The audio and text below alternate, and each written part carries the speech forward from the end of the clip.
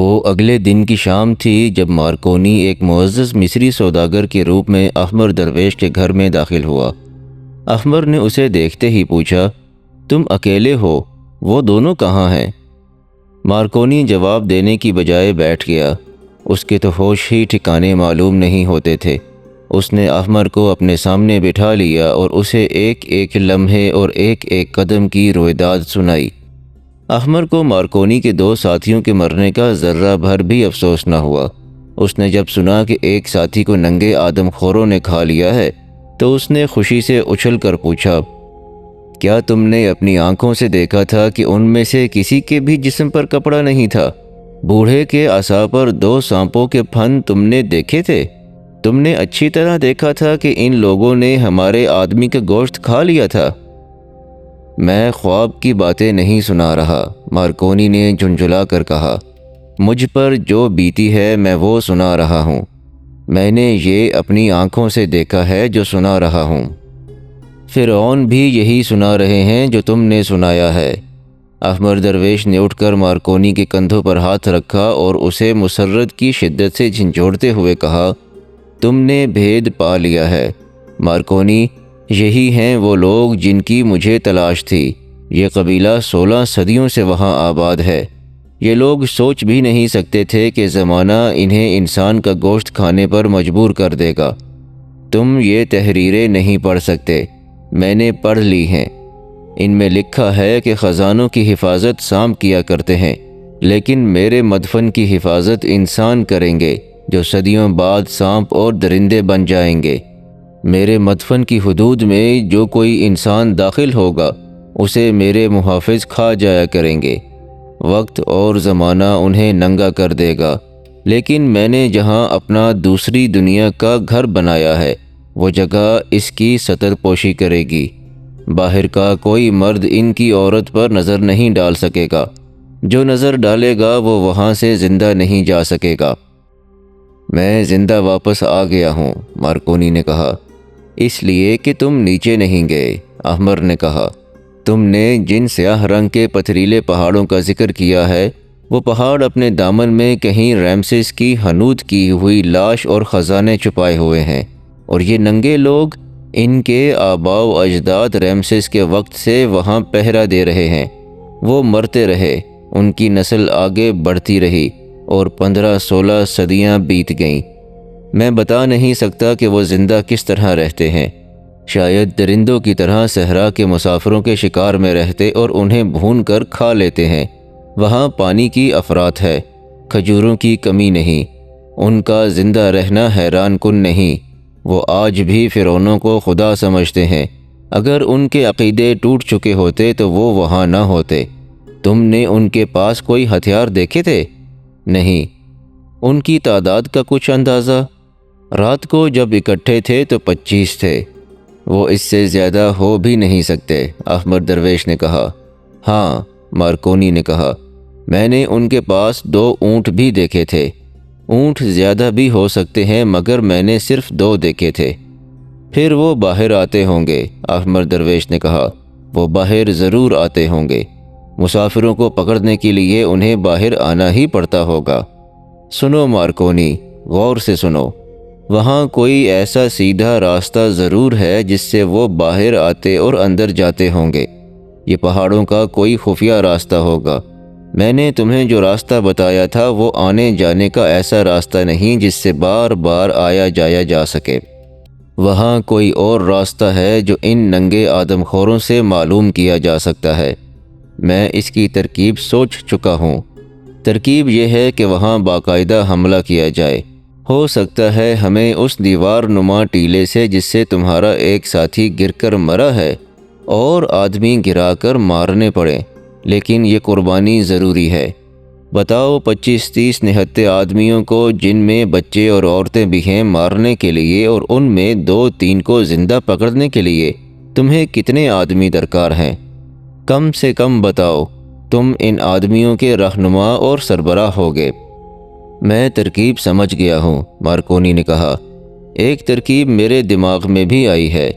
ہم انہیں قتل کر سکتے ہیں، 2-3 کو زندہ پکڑ سکتے ہیں، لیکن میں آپ کو یہ یقین نہیں دلا سکتا کہ وہ اس جگہ کے تمام بھید ہمیں بتا دیں گے، اور اپنے قبیلے کو مرتا دیکھ کر تو وہ مرنے کے لیے بھی تیار ہو جائیں گے، لیکن بتائیں گے کچھ نہیں۔ میں ایسی ترکیب کروں گا کہ ان میں سے 1-2 آدمی باہر کو بھاگ اٹھیں اور ان کا تعاقب کیا جائے، راستہ معلوم ہو جائے گا۔ تم دانشمند ہو مارکونی، احمد درویش نے کہا، بتاؤ کتنے آدمی ہوں؟ 50، مارکونی نے جواب دیا اور کہا، زیادہ تر آدمی میرے منتخب کیے ہوئے ہوں گے، میں انہیں تلاش کر لوں گا، مگر مہم کے آغاز سے پہلے میں اپنی شرطیں پیش کرنا چاہتا ہوں۔ تمہیں منہ مانگا انعام ملے گا، احمد نے کہا۔ مجھے خزانے سے حصہ ملنا چاہیے، مارکونی نے کہا۔ اتنی خطرناک مہم میرے فرائض میں شامل نہیں۔ میں جاسوس اور تخریب کار ہوں، مجھے خزانے کی تلاش کے لیے نہیں بھیجا گیا، یہ آپ کی ذاتی مہم ہے۔ میں انعام نہیں، منہ مانگا حصہ لوں گا۔ اگر آپ کا منصوبہ کامیاب ہو گیا تو آپ کو ایک ریاست کی حکمرانی مل جائے گی، میں جاسوس کا جاسوس رہوں گا۔ یہ مہم اور یہ منصوبہ ذاتی نہیں، احمد درویش نے کہا، یہ مصر، صلیب اور سوڈان کی حکمرانی کا منصوبہ ہے۔ مارکونی اپنے مطالبے پر قائم رہا۔ احمد مجبور ہو گیا۔ اسے احساس تھا کہ مارکونی کے سوا ریمسس کے مدفن تک کوئی اور نہیں پہنچ سکتا۔ اس کے مطالبے ماننے کے سوا کوئی چارہ کار نہ تھا۔ مارکونی نے کہا، معلوم نہیں مجھے کتنے دن صحرا میں رہنا پڑے، میں ایسی سخت اور خشک خوراک پسند نہیں کروں گا۔ مجھے 2-3 اونٹ فالتو دیے جائیں جو میں اور میرے ساتھی بھون کر کھا سکیں، اور مجھے قدومی دی جائے۔ قدومی؟ احمد درویش نے حیرت سے کہا، اتنی نازک اور ایسی اعلیٰ درجے کی رقاصہ کو تمہارے ساتھ ایسی خطرناک مہم میں روانہ کر دوں؟ وہ جانے پر بھی راضی نہیں ہوگی۔ اسے زیادہ معاوضہ پیش کریں، وہ راضی ہو جائے گی، مارکونی نے کہا۔ میں اس کے لیے ایسا انتظام کروں گا کہ وہ محسوس ہی نہیں کر سکے گی کہ وہ صحرا میں ہے اور کسی خطرناک مہم میں شریک ہے۔ میں اس کی قدر و قیمت سے واقف ہوں۔ یہ اس دور کا واقعہ ہے جب دولت مند تاجر اپنی چہیتی بیویوں کو سفر میں اپنے ساتھ لے جاتے تھے۔ اپنی بیویوں میں سے کوئی پسند نہ ہو تو کسی من پسند طوائف یا رقاصہ کو منہ مانگا معاوضہ دے کر ہم سفر بنا لیتے تھے۔ فوجوں کے کمانڈر بھی جنگ کے دوران اپنی بیویاں یا کرائے کی خوبصورت عورتوں کو ساتھ رکھا کرتے تھے۔ اس دور میں خوبصورت اور جوان عورت کو سونے سے زیادہ قیمتی سمجھا جاتا تھا۔ یہی وجہ تھی کہ صلیبیوں اور یہودیوں نے سلطنت اسلامیہ کی جڑیں کھوکھلی کرنے کے لیے عورت کا استعمال کیا تھا۔ اچانک گرم ہوا کے جھونکے تیز ہونے لگے، ریت اڑنے لگی اور اس کے ساتھ عورتوں کے رونے کی آوازیں سنائی دینے لگیں۔ 2 یا 3 عورتیں اونچی آواز میں رو رہی تھیں۔ مارکونی کے ساتھی گھبرا گئے۔ مارکونی نے کان کھڑے کیے۔ ایک ساتھی نے کہا، اس دوزخ میں کوئی عورت زندہ نہیں ہو سکتی، یہ بدروحیں ہیں۔ یہ کچھ بھی نہیں ہے، مارکونی نے کہا، بدروحیں بھی نہیں، زندہ عورتیں بھی نہیں، یہ ہوا کی پیدا کی ہوئی آوازیں ہیں۔ اس علاقے میں بعض ٹیلوں میں لمبے لمبے سوراخ ہیں جو دونوں طرف کھلتے ہیں، اور بعض چٹانوں کی شکل ایسی ہے کہ ان سے تیز ہوا کے جھونکے گزرتے ہیں تو اس قسم کی آوازیں پیدا ہوتی ہیں جو تم سن رہے ہو۔ نیچے اتنی گہری اور اتنی وسیع کھائی ہے، اس پر یہ ننگے پہاڑ کھڑے ہیں، یہ آوازوں میں گونج پیدا کرتے ہیں، یہ گونج ہر طرف بھٹکتی رہتی ہے، ڈرو نہیں۔ مگر اس کے ساتھیوں پر ایسا خوف طاری ہو گیا تھا جس پر وہ قابو نہیں پا سکتے تھے۔ یہ آوازیں ہوا کی نہیں تھیں، قریب ہی کہیں عورتیں یا بدروحیں رو رہی تھیں۔ انہوں نے مارکونی کا پیش کیا ہوا فلسفہ تسلیم نہ کیا۔ آوازیں ہی ایسی تھیں۔ ہوا تیز ہوتی جا رہی تھی۔ ٹیلوں سے اور زمین سے ریت کے ہلکے ہلکے بادل اڑنے لگے تھے جن سے اب زیادہ دور تک نظر نہیں آ سکتا تھا۔ مارکونی نے اس قدرتی دیوار پر پہلا قدم رکھا جو اس بھیانک نشیب میں کھڑی تھی۔ وہاں جگہ اتنی کچی تھی کہ ریت اور مٹی میں پاؤں دھنس گیا۔ اس نے دوسرا پاؤں آگے رکھا اور نیچے دیکھا۔ گہرائی دیکھ کر وہ سر سے پاؤں تک کانپ گیا۔ اب اس گہرائی کی تہ بالکل ہی نظر نہیں آتی تھی کیونکہ ریت اڑ رہی تھی۔ یوں لگتا تھا جیسے اس کی تہ ہے ہی نہیں۔ مارکونی چند قدم آگے چلا گیا۔ وہاں اس کے دائیں یا بائیں کوئی ٹیلا نہیں تھا، وہ تو جیسے ہوا میں کھڑا تھا۔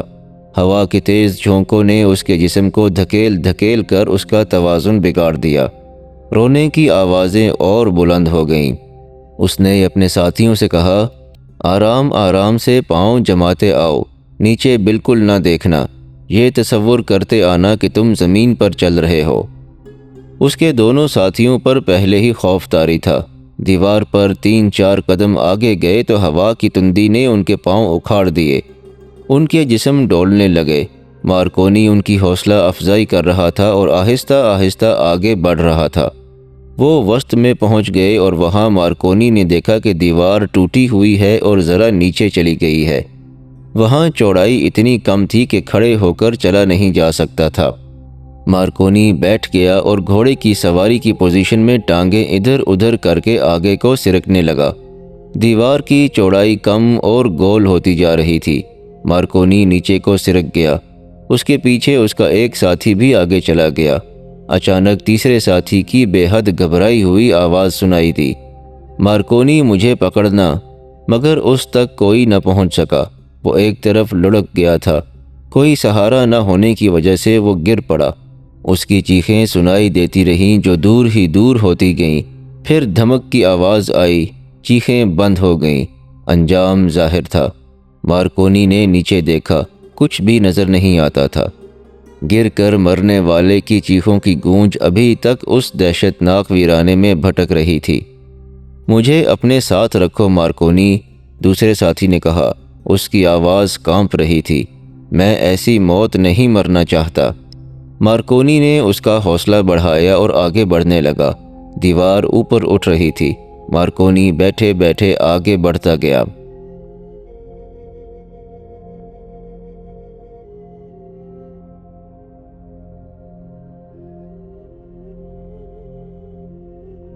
یہاں پر اس قسط کا اختتام ہوتا ہے۔ اگر آپ کو انداز بیان پسند آیا ہو تو اس ویڈیو کو لائک ضرور کیجیے گا، اور ہمارے چینل کے ساتھ جڑے رہنے کے لیے ہمارے چینل کو سبسکرائب بھی کر لیجیے گا۔ انشاءاللہ اگلی قسط میں حاضر ہوتے ہیں۔ تب تک کے لیے اپنے اور اپنے آس پاس کے تمام لوگوں کا بہت خیال رکھیے گا۔ اللہ نگہبان۔